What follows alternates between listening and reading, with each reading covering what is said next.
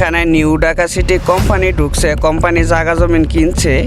জায়গা জমিন কেনার পরে ওরা আমাদের জায়গাগুলো না কিনে ওরা জোর জুলুমভাবে জমিগুলো বালু বরট করে ফেলাইছে। তারা জোর জুলুম করে সেগুলি নিছে। অনেকের জমি আপনার বালু ফালায়া দখলে রাখছে।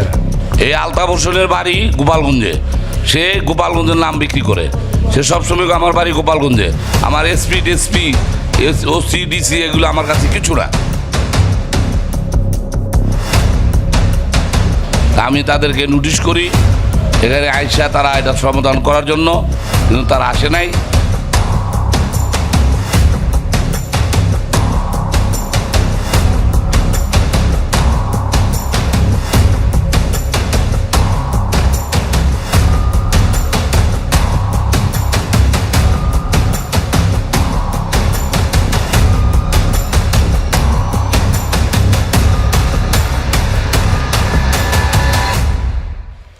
প্রিয় দর্শক, বাংলা টিভি 71 এই মুহূর্তে যারা উপভোগ করছেন সকলকে জানাচ্ছি শুভেচ্ছা অভিনন্দন। প্রিয় দর্শক, মুন্সিগঞ্জ জেলা সিরাজদিঘা উপজেলা ভাসাইল ইউনিয়নে 1 নং ওয়ার্ডে আমরা কিছু জনগণের মতামত জানব, তাদের কি সমস্যাগুলা আমরা তুলে ধরবো। আপনারা আমাদের সঙ্গে থাকুন। জি, আসসালামু আলাইকুম। ওয়ালাইকুম আসসালাম। জি, আপনাদের এই 1 নং ওয়ার্ডে আমরা জানতে পারলাম আসলে কি সমস্যাটা কি আপনাদের? সমস্যাটা হচ্ছে এখানে নিউ ঢাকা সিটি কোম্পানি ঢুকছে, কোম্পানি জায়গা জমিন কিনছে। জায়গা জমিন কেনার পরে ওরা আমাদের জায়গাগুলো না কিনে ওরা জোর জুলুমভাবে জমিগুলো বালু বরট করে ফেলাইছে। আমাদের 3টা ফসল হয় জমিনের মধ্যে, এই ফসল ক্ষেতগুলি হারা সহ করে বরট করে লাইছে। আমরা তো সেই ক্ষেতে অনেক যাইবারই পারি না। কতটুক জমিন আপনাদের যে বরাট করছে দখলে? আমগো জমি 2 একরের উপরে, কিন্তু আমগো বাবাই মামলা করে গেছে। হে মামলার রায় পাইছে, হে মামলার রায়ের জমিগুলো ওরা আমগো দেয় নাই, হারা জোর জুলুমভাবে হারা দখল করে রাখছে। আসলে আপনারা কি এই কোম্পানির কাছে কোনো জমিন বিক্রি করছিলেন কখন? আমরা আগে কখনো বিক্রি করি নাই, কিন্তু এবারকার কিছু করছি। সেই বিক্রি যেখানে করছি এখানে মাইপা দিয়া ইয়ার চাইতে 3 গুণ বেশি হারা দখলের নিচে গা। কত শতাংশ আপনারা বিক্রি করেছিলেন? আমরা বিক্রি করছি 29% 3 দাগে। সেই দাগের আঙ্গ মামলার রায়ের জমি আছে 1 একরের উপরে, হে মামলার রায়ের জমিগুলো হারা আমগো দেয় নাই, হারা জোর জুলুম করে সেগুলি নিচে গা। তো এখন আপনারা কোম্পানিকে বলেছেন যে আমাদের জমিন বিক্রি করি নাই, বা যেটুকু বিক্রি করছি আপনি অতটুকুই ভরাট করেন? মানে হ্যাঁ করে এগুলি কইছি, মানে হারা কয় তোমরা জমি মমি পাইবা না। তো এই বিষয়টা চেয়ারম্যান সাহেবকে আপনার ওয়ার্ডের মেম্বারকে জানানো হয়েছে? আমরা চেয়ারম্যানের কাছে নোটিশ করাইছি, প্রায় 3টা করছি, একবার আবার করছি 2টা, 5টা নোটিশ করা হয়েছে। হেরা চেয়ারম্যানের কাছে যায় না, হেরা অমান্য করছে। যেটা শুনছেন এটা সত্যি, অনেকের জমি আপনার বালু ফালায়া দখলে রাখছে। অনেকের মাইপা দেয় নাই, কিছু লোক এরা বলছে যে কিনে নিব, কিনেও নেয় নাই, এইভাবে হারা রাখছে। তো আপনার কি জমিন আছে এখানে? হ্যাঁ আছে। আপনার কতটুকু জমিন? আমাদের আছে 56%। 56% কি বিক্রি করেছিলেন? না। হ্যাঁ না, তাহলে 56% জমিনও দখল করেছে। এরা দখলে তো এই বিষয়টা কি চেয়ারম্যান সাহেবকে জানানো হয়েছে? জানাচ্ছিলাম, আমি নোটিশও দিছিল, যায় না এরা। পরপতি চেয়ারম্যানকে জানানো হয়েছে? হ্যাঁ। চেয়ারম্যান সাহেব কি বলেছে? বলছে যে হ্যাঁ নোটিশ পাঠাইছিল, ও করার পরে যায় নাই কা। তাই? হ্যাঁ। প্রিয় দর্শক, এই মুহূর্তে আমরা 1 নং ওয়ার্ডে কিছু জনগণের মতামত জানতে পারলাম। একটি কোম্পানি যে এখানে ঢুকেছে, সেই কোম্পানি কিছু জমিন তারা খরিদারি করেন, আর বাকি জমিনগুলা বালু ভরাট করে দখলে নিচ্ছে। তো তারা এলাকার জনগণ নিরুপায় হয়ে ইউনিয়নের চেয়ারম্যানকে অবগত করা হয়েছে। তো এখনও পর্যন্ত 3টা নোটিশ কোম্পানিকে দেওয়া হয়েছে, এখনও পর্যন্ত তারা কোনো জবাব দিচ্ছে না। তো এই বিষয়টা আমরা কিছু জনগণের মতামত জানতে পারলাম। আপনারা দেখতে পাচ্ছেন যে ওই সামনে রয়েছে আশ্রয়কেন্দ্র সম্মুখী জমিনগুলা। আসলে এটি মালিকানা জমিন, দীর্ঘদিন যাবৎ তারা এই জমিনের মালিক। আমরা কিছু জানতে পারলাম জনগণের থেকে যে কিছু জমিন যদি খরিদারি করেন, বাকি জমিনগুলা তারা ভরাট করে তাদের আয়ত্তায় নিয়ে আসে। জমিনের মালিক যদি প্রতিবাদ করতে যায় তাহলে তাদেরকে বলে কি না যে তোমাদের কোনো জমিন নেই। কিন্তু প্রশ্ন আসে একটাই, যে জমিন যদি না থাকতো তাহলে তারা কিছু কিছু জমিন যে খরিদারি করলো, তো কিসের বলে করলো? নিশ্চয়ই তাদের জমিন, বাপদাদার আমলের জমিনগুলা দীর্ঘদিন তারা ফসল করত। এখানে দেখতে পাচ্ছেন যে পুরাটি একটা বিলের মতন, যে ধান বা পাট বিভিন্ন ফসল তারা করত। তাদের দাবিগুলো হলো যে 15% বা 10% করে যদি আমরা বিক্রি করি, আমাদের এখানে কত একর জমিন আছে, তাহলে বাকি জমিনগুলা তাদের ফসলও করতে পারছে না, তারা একবারেই নিরুপায় হয়ে যাচ্ছে। কিন্তু কোম্পানিও তাদেরকে কোনো আশ্রয় দিচ্ছে না। তারা যদি জিজ্ঞাসাবাদ করতে দেয়, তাদেরকে বিভিন্ন রকমের হুমকি ধুমকি দেয়। এমনকি নিরুপায় হয়ে একজন সফল চেয়ারম্যান এই ভাসালী ইউনিয়নের তার কাছে অভিযোগ দেয়।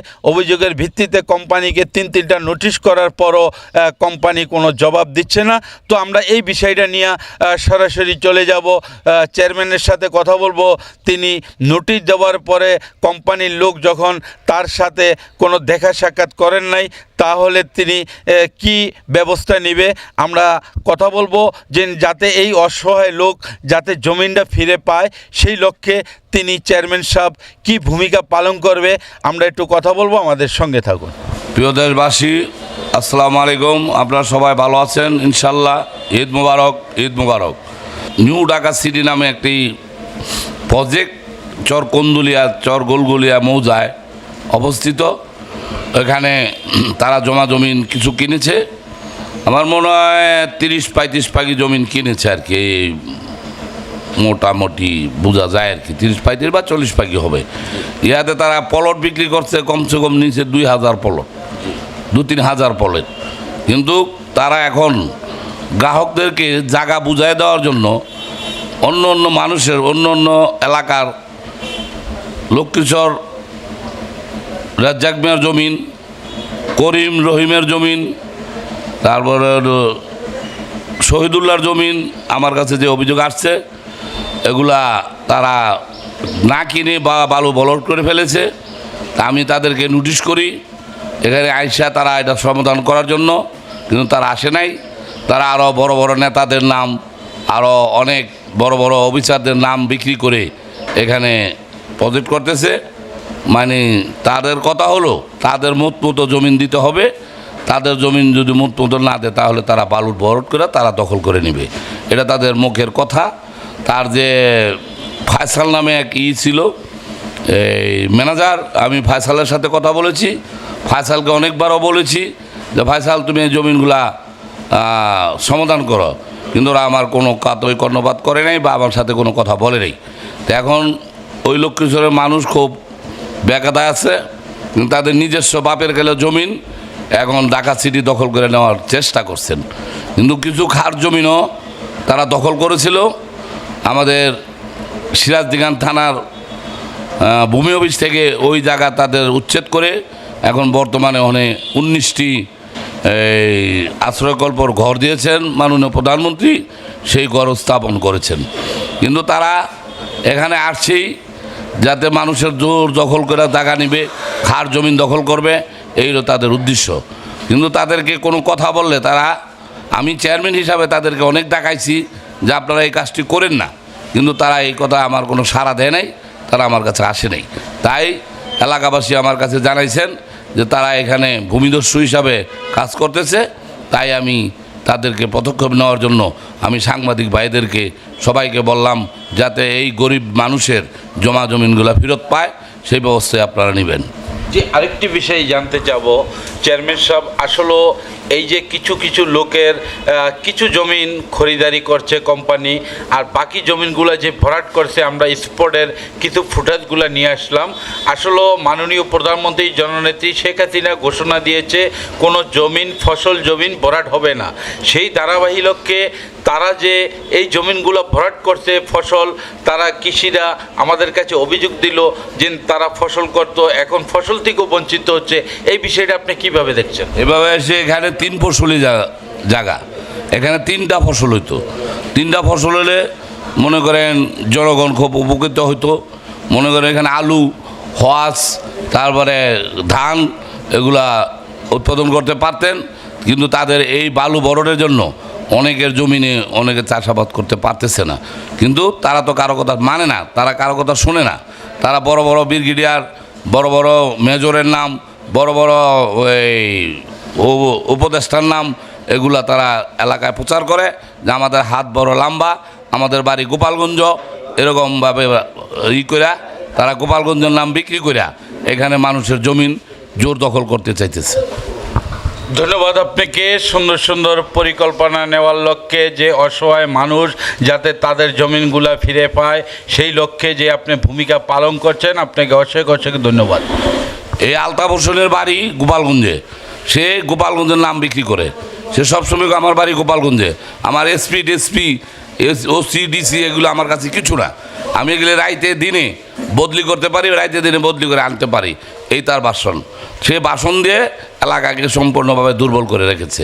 সে বলে ইচ্ছা করলে এসপিরে যে কোনো সময়তে বদলি করতে পারে, তার কথা না শুনলে, ডিসিরে সে যে কোনো সময়তে বদলি করতে পারে, তার কথা না শুনলে। তা আমার অনুরোধ সাংবাদিক ভাইয়েরা, আপনারা যারা আছেন, আপনারা এটা লক্ষ্য করে দেখেন যে কীভাবে এই গরিব মানুষ, এই লক্ষ্মীশ্বরের চর কন্দুলিয়ার গোলগুলিয়ার মানুষ শান্তিপ্রিয়ভাবে বাস করতে পারে। মানুষের 1 কুণ্ঠ জমিন বাড়িঘর করে থাকবে, সেই জমিন তারা দখল করে নিয়ে যেতেছে। তাদের ভয়ে ওখানে এলাকা পুরা আতঙ্ক হিসাবে কাজ করতেছে। এই বিষয়টা আপনি উপজেলার চেয়ারম্যান বা আপনার সিরাজদিঘা টিউন সাহেবকে জানানো হয়েছে? এই হিসাবে আমি সিরাজদিঘান উপজেলার চেয়ারম্যানকে জানাইছি, তারপরে আমাদের নির্বাহী অফিসার ওনাদেরকেও জানাইছি। জানানোর পরেই আমাদের স্যার খুব ভালো লোক, উনি ওই থেকে ওই ওদের দখলিত খাট জমিন উদ্ধার করেই তো আমাদের টিউনু সাহেব ওইখানে 19টি ঘর মাননীয় প্রধানমন্ত্রীর অনুদানে আশ্রয়কেন্দ্র করে দিয়েছেন। এই চরগোলগুলিয়া আশ্রয়কল্পে 160টি ঘর মাননীয় প্রধানমন্ত্রী দিয়েছেন। 60টি পরিবার এখন বসবাস করতেছে। খুব দরিদ্র অসহায় লোকজন এখানে বসবাস করতেছে। তারা এই ঘর পেয়ে খুব উপকৃত হয়েছেন। এমনকি মাননীয় প্রধানমন্ত্রীর জন্য, মাননীয় প্রধানমন্ত্রী শেখ হাসিনার জন্য দোয়া করে, 2 হাত তুলে দোয়া করে যে মাননীয় শেখ হাসিনা যেন বারবার ক্ষমতা আসতে পারে। এই জন্য ওই এলাকার মানুষ সবসময় এই গান গেয়ে থাকে। তাই আমার কথা হলো এটাই, আমি মাননীয় প্রধানমন্ত্রীকে বা উপর লেভেলে যারা প্রশাসন আছেন, তারাও আপনারা এই ঢাকা সিটির দিকে লক্ষ্য করেন যে তারা কি করতেছে, কি করার চেষ্টা করতেছে। তাই আপনাদের অনুরোধ, ফসলীয় জমিন বরট করা, যে যদি মাননীয় প্রধানমন্ত্রী বলেছেন ফসলীয় জমিন কোনো বরট করা যাবে না, তাই তার মাননীয় প্রধানমন্ত্রীর কথা অমান্য করে ফসলীয় জমিন দখল করে বালু বরট করে তারা পলট বিক্রি করতেছে। আসসালামু আলাইকুম রহমতুল্লাহ বরকাতুহু।